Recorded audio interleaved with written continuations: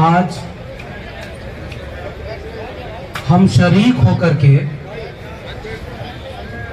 ऐसा लग रहा है कि हम आंदोलनकारी अपने साथियों का साथ देकर के इस आंदोलन के साथ खड़े होकर के इस आंदोलन के ऊपर कोई परोपकार नहीं कर रहे। असल में ये मौका हमें मिला है कि जब देश को बचाने की लड़ाई कई अर्थों में हो रही हो तो हम उसमें शामिल होकर के हमें इस आंदोलन ने ये मौका दिया है कि हम अपने नागरिक धर्म को निभा सकें। इसके लिए हम इन आंदोलनकारी साथियों का समर्थन करते हैं और इस आंदोलन में इस अपने आंदोलन में साथ खड़े होकर के अपने वक्त के निजाम से लड़ने आए। और अभी बहुत कम आंदोलन ऐसे होते हैं जिनको देश भर में इतनी शोहरत मिल पाती है जो इस आंदोलन को मिलेगा। इसके पहले बहुत थोड़े से आंदोलन होंगे हाल के दिनों में अगर कहें, चाहे वो 2 अप्रैल 2018 का भारत बंद रहा हो, चाहे वो 13 पॉइंट रोस्टर का आंदोलन रहा हो, और उसके बाद जो सबसे बड़ा आंदोलन वो किसान आंदोलन था जिसने पूरे देश में लोगों को जागरूक किया और लोग एकजुट होकर के अपने देश को बचाने के लिए सड़क पर आए। और ये आंदोलन जो इन हमारे साथियों ने खड़ा किया है, इसे भी अब पूरे देश इन्हें दुनिया में इस बात के लिए जाना जा रहा है। ये इस आंदोलन की एक स्तर की कामयाबी तो हो चुकी है, क्योंकि असल में इस देश में लाखों लोग देश भर में अलग अलग मुद्दे पर आंदोलन कर रहे होते हैं। जब हम यहाँ दिल्ली के जंतर मंतर पर बैठे हैं तो इसी देश के किसी कोने पर आदिवासी अपनी जमीन बचाने की लड़ाई लड़ रहे हैं। किसी स्तर पर कोई प्रोफेसर, कोई छात्र अपनी शिक्षा बचाने की लड़ाई लड़ रहा होता है, कोई अपने ऊपर अन्याय अत्याचार के खिलाफ लड़ रहा होता है, और कोई किसान आंदोलन किसी देश के कोने में चल रहा है। लेकिन उन सब के जोड़ करके जब मैं यहाँ इस आंदोलन में आया, हर रंग का झंडा,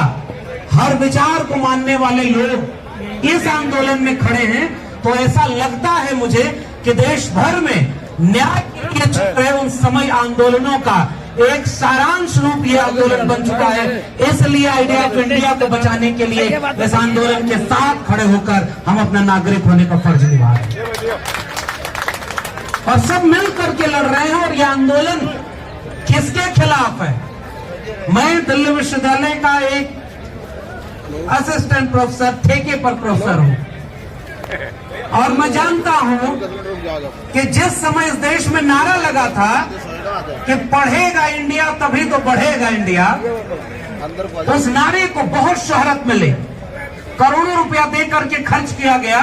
कि ये नारा गांव गांव पहुंच जाए कि पढ़ेगा इंडिया तो बढ़ेगा इंडिया। और जब ये नारा एक तरफ देश के नेता लगा रहे थे तो दूसरी तरफ पॉलिसी बना रहे थे कि न इंडिया को पढ़ने देंगे न इंडिया को बढ़ने देंगे, और शिक्षा नीति को निजी हाथों में बेच दिया। तो वैसे ही एक दूसरा नारा लगा था, बेटी पढ़ाओ बेटी बचाओ, और ये कहा गया कि हम तो वो देश हैं जिसमें बेटियों को, हम महिलाओं को देवी मान के पूजते हैं। और उसमें भी कुछ बेटियां, मैं अभी इस मंच पर खड़े होकर हाथ रस की उस बेटी की बात नहीं कर रहा, इसी जगह पर हम आज से 10 साल के आसपास हुआ होगा जब और हरियाणा की कोई बेटी के घर वाले न्याय मांगने आए या अलग अलग जगह पे होता है, उसकी बात नहीं कर रहे। हम उन बेटियों की बात कर रहे जिनके अपने हुनर ने जब दुनिया में इस मुल्क का परचम लहराया तो इस मुल्क के बड़े निजाम ने उन्हें अपनी बेटी, बिटिया और क्या क्या कहकर के सम्मानित किया कि हमारे परिवार की बेटी है। तो बाकी बेटियों के न्याय की बात छोड़िए, जिन्हें इस मुल्क का निजाम, हुक्मरान अपने नाम और अपने काम की वजह से जानता और पहचानता है, उन बेटियों ने जब अपने ऊपर हुए अत्याचार के खिलाफ आवाज उठाई तो वो जो नारा लगाया था बेटी बचाओ बेटी पढ़ाओ, उस नारा लगाने वाले लोग अचानक खामोश हो गए और बेटियों के साथ न्याय करने की बजाय उन्हें इस कदर प्रताड़ित किया कि अब दूसरी बार उनको यहां सड़क पर उतर करके अपने हक के लिए न्याय मांगने आना पड़ा। तो भाई नारे पर विश्वास करें या उनके काम को देखें। एक समय इस देश में सियासत का ऐसा रहा कि कोई रेल मंत्री था और रेल की कोई दुर्घटना हो गई, जिसको रेल मंत्री खुद ड्राइवर नहीं हुआ करता था, रेल नहीं चला रहा होता था, लेकिन वो नैतिकता के आधार पर इस्तीफा दे देते थे कि हमारी वजह से हो सकता है हमारी कोई खामी रही होगी कि वो दुर्घटना हो गई और हमें पद से हट जाना चाहिए। लाल बहादुर शास्त्री थे। मैं नाम लेने की बजाय कोशिश करता हूं कि उन प्रवृत्तियों पर बात करें, क्योंकि अगर उनका नाम लेंगे तो आज वाले का भी नाम लेना पड़ेगा और मैं नहीं चाहता कि इस मन से ऐसे लोगों का नाम लिया। बहुत बढ़िया। हम तो प्रवृत्तियों पर बात कर रहे हैं कि एक दौर वो था, वो भी इसी देश में था, और जिनकी पार्टी की सरकार है उनके एक बड़े नेता पर जब संसद में आरोप लगा तो उन्होंने खुद ही इस्तीफा दे दिया कि भाई मेरे ऊपर अगर आरोप लगा है तो जब तक मैं पद पर हूं ये न्याय नहीं हो सकता, जांच नहीं हो सकती, तो उन्होंने खुद ही इस्तीफा दे दिया। अब तो ऐसे लोगों की सरकार है कि सबूत भी दिया जा रहा है, आरोप लगाया जा रहा है, उसका सबूत दिया जा रहा है, और अब उससे आगे बढ़ करके अपना सब कुछ करियर दांव पे लगा करके ये हमारे आंदोलनकारी सड़क पर ये आंदोलनकारी साथी आ गए हैं कि अब हम ये न्याय लड़कर लेंगे। और उसके बाद भी एक खामोशी छाई हुई है उन लोगों के इलाके में जो हर बात पर भाषण ही दिया करते हैं और इस मुद्दे पर अब कुछ नहीं बोल रहे। तो मैं सोचता हूं कि इस देश में वो नैतिकता कहां गई कि अगर आपके ऊपर कोई आरोप लगे तो आपको तो अपने आप पर छोड़ देना चाहिए। अगला कह रहा है कि अगर इस देश के प्रधानमंत्री गृह मंत्री कह दें तो मैं पद छोड़ दूंगा। ये वाला बयान उसने ठीक कर दिया है, क्योंकि इससे यह साबित हो गया है कि उसको बचा कौन रहा था अब तक। इसका मतलब कि कुछ थे लोग जो उनको बचा रहे थे। बहुत ज्यादा बातें न करते हुए इस जगह पर यह जंतर मंतर की जमीन, लोकतंत्र जमहूरियत कुछ ही वजहों से चलती है, वो तानाशाही की तरफ न चली जाए, इसके लिए केवल एक फर्ज होता है कि जब इस मुल्क की आवाम को लगता है कि कोई चीज उनके खिलाफ हो रही होती है तो वो सड़क पर यूं ही दरी बिछाकर बैठ जाती है। तो देश को मजबूत ये सड़कें ही करती है। इस देश के एक नेता डॉक्टर राम मनोहर लोहिया कहा करते थे कि अगर सड़कें खामोश हो जाएं तो संसद आवारा हो जाती है,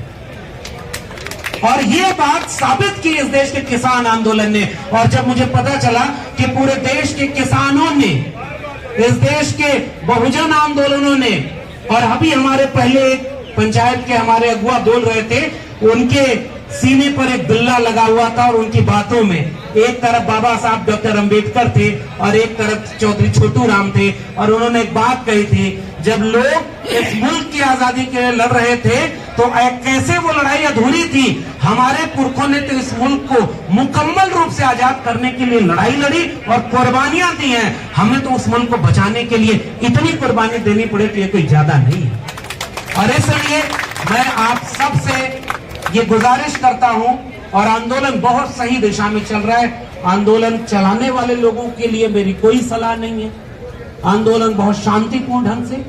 बहुत एकजुटता के भाव से, तमाम अलग अलग ख्यालों के लोग, अलग अलग दलों के लोग, भाई सियासत को पहले पिछले आंदोलन में कहा गया कि नहीं अब तो सब लोग आ रहे, तो कहा जाता है कि अगर आप राजनीति करेंगे नहीं तो राजनीति के शिकार होंगे, और राजनीति कोई आपसे कर रहा है तो आप इतनी राजनीति तो कर लो कि अपना वजूद, अपना सम्मान बचा सके। तो मैं इस आंदोलनकारी हमारे साथियों को, हमारा जज्बा, हमारी हिम्मत उन्हें मिले क्योंकि हम उनसे मिलकर ये हिम्मत लेकर लौट रहे हैं। और जितने भी जन आंदोलन है ये राष्ट्र को, मुल्क को बचाने के लिए बहुत जरूरी है। देश और राष्ट्र किसी नक्शे पर खींच दिए गए लकीर के बीच आने वाला भूगोल नहीं होता। जंगल, नली, पहाड़, पर्वत, इन सब से मिलकर कोई देश नहीं बनता। देश उसके नागरिकों से बनता है, और अगर उस देश के नागरिक कह रहे हैं कि हमें इस मुल्क में अपना हक चाहिए, अपना स्वाभिमान चाहिए। तो जैसे किसान आंदोलन के साथ हम सब लोग खड़े हुए, क्योंकि हम किसानों की औलाद हैं।